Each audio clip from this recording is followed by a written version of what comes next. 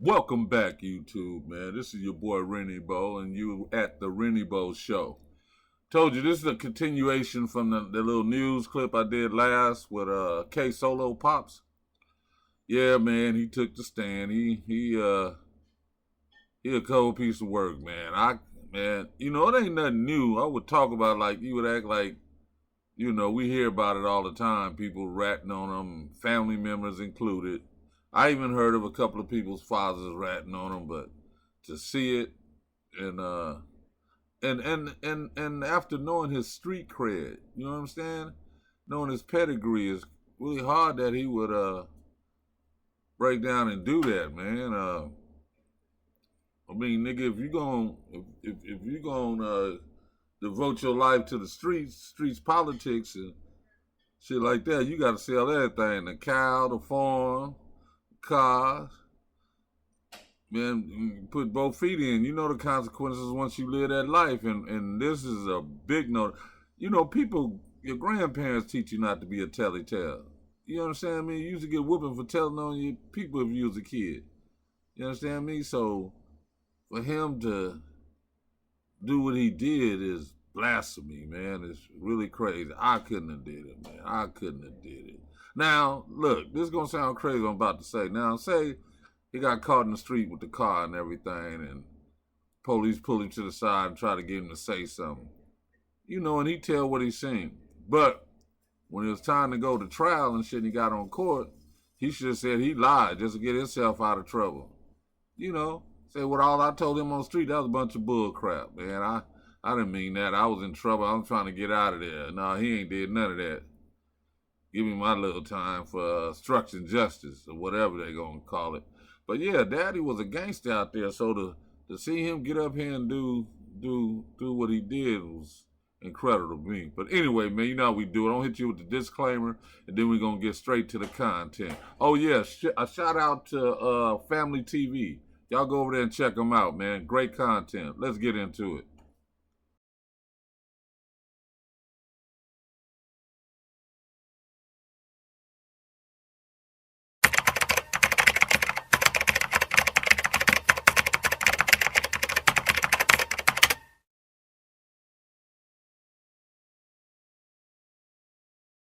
Nobody wins when the family feels. Yes. Whose firearms who do they belong to? Ksoo. Were they real firearms? Yes. Did he typically use fake guns in his music video like that? No. After the murder of Charles McCormick on January 15, 2020, did you ever see Hakeem with that black AR-style rifle pistol again? No. Are you aware of a dash cam video that recorded the murder of Charles McCormick in this case? Yes. And have you seen that video? Yes. And the person captured... Objection, sidebar. Did you, when you viewed that recording, recognize the person depicted in it? Yes.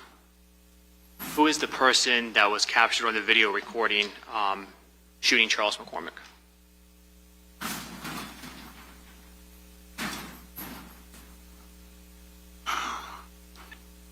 My son. What's your son's name?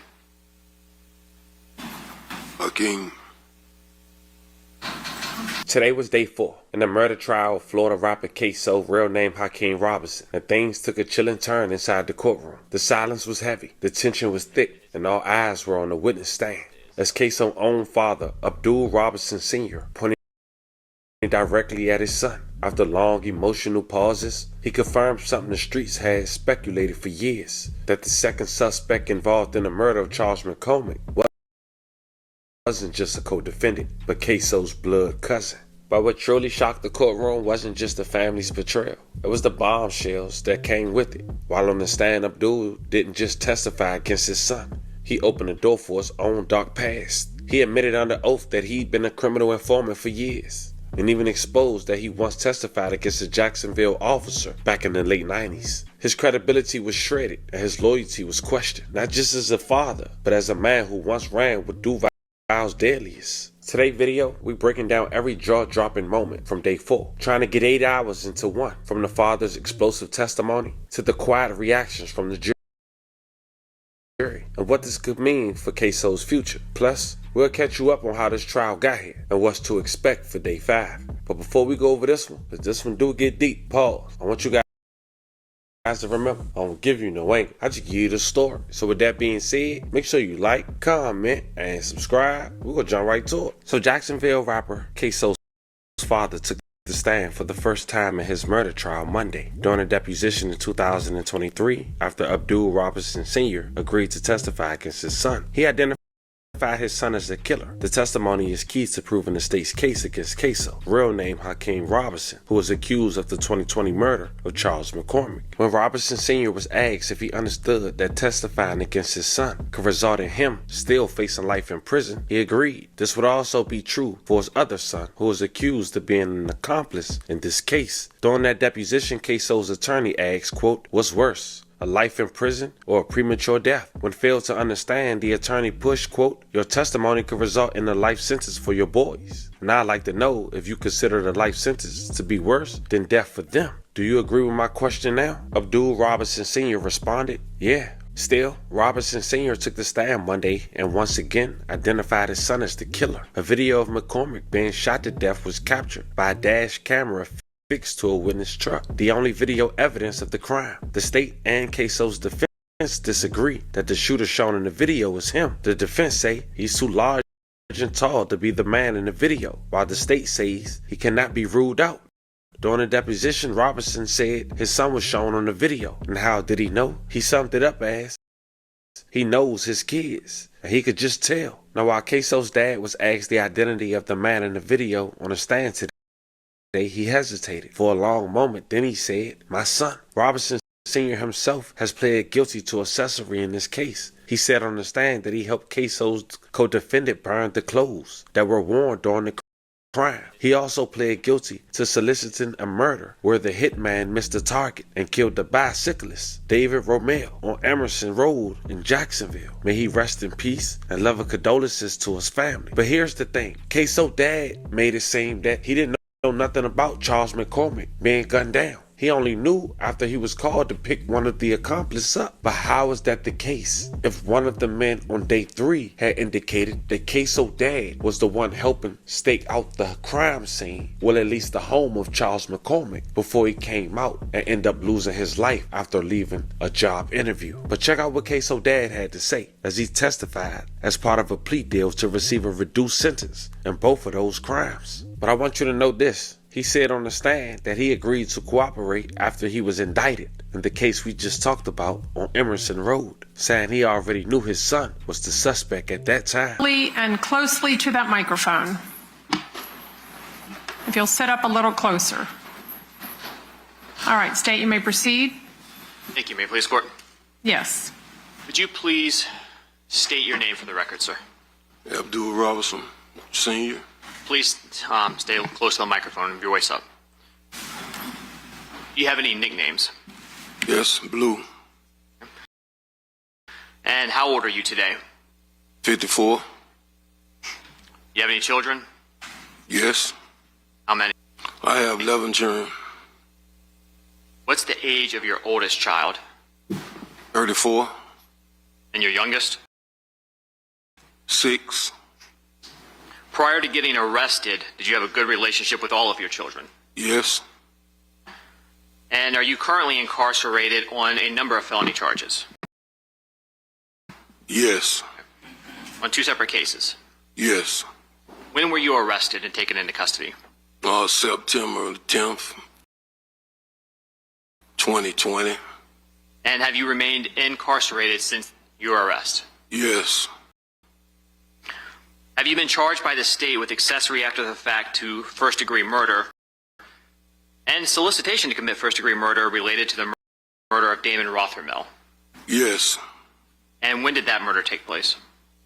I think on January 31st, 2019. And there was the potential for you to be charged as a principal in that murder, is that correct? Yes. But you weren't. No.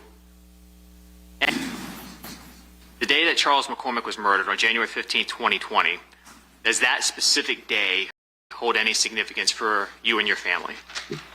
Yes. And why is that date significant in your mind?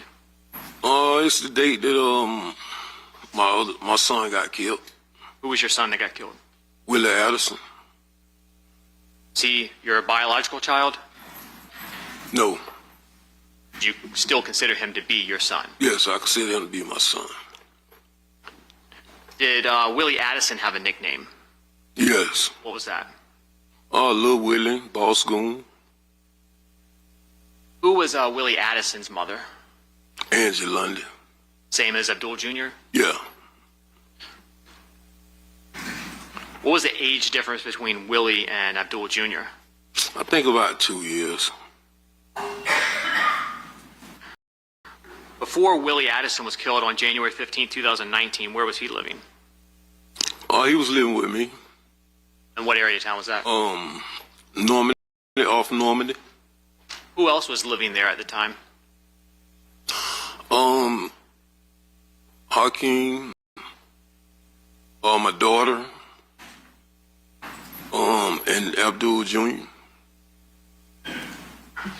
Were Abdul Jr. and Hakeem Robinson close to Willie? Yes. How close would they be? Would you consider them? It was pretty close. Did they consider one another to, in fact, be brothers? Yes. Where was Willie Addison when he was actually shot on January 15, 2019? He was in the truck with me in the passenger seat. Were you driving? Yes. And so Willie was in the front passenger seat? Yes. Was anyone else in the vehicle? It was like 4 more people in the vehicle. Who were they? Abdul Jr., Moody, my nephew, Samuel, and Pooh Red. Is Pooh Red Torgon Williams? Yes. Is Torgon Williams related? Yes. How so? Cousin. Now, did Torgon and Willie have a decent relationship? I think it was okay. Was Torgon Williams close to your son Abdul Robinson Jr.? Yes. How was Torgon's relationship with Hakeem Robinson? Well, they had a pretty good relationship. Now, when Willie Addison was shot, was anyone else inside the vehicle hurt as well? Everybody. Including you? Yes. After everyone was shot, what did you do? Well, I drove to the hospital, and as I was driving, I could, hear Willie making this guggling noise, and I hold his hand while I was driving, because I didn't want him to die, feel like he died alone. And I drove to Memorial Hospital, and when we got to the hospital, I got everybody out the car while I was shot and helped everybody get, inside the hospital, because it was like people at the hospital really didn't want to help us. Where were you shot? In the back. Where in the vehicle was Abdul Jr. seated? In the middle row. Was he shot? Yes. Where was Abdul Jr. shot? In the head. Did he almost die? Yes. I think he did die, but he, came back. What about your nephew? You said Sammy. Is he hurt? Yeah. How was he hurt? Oh, he got shot about 7 times. He's paralyzed right now. And Torgon was shot? Yes. Multiple times? Yes. How long did Abdul Jr., since he was shot in the head, how long did he remain in the hospital? He stayed in the hospital about 3 or 4 months.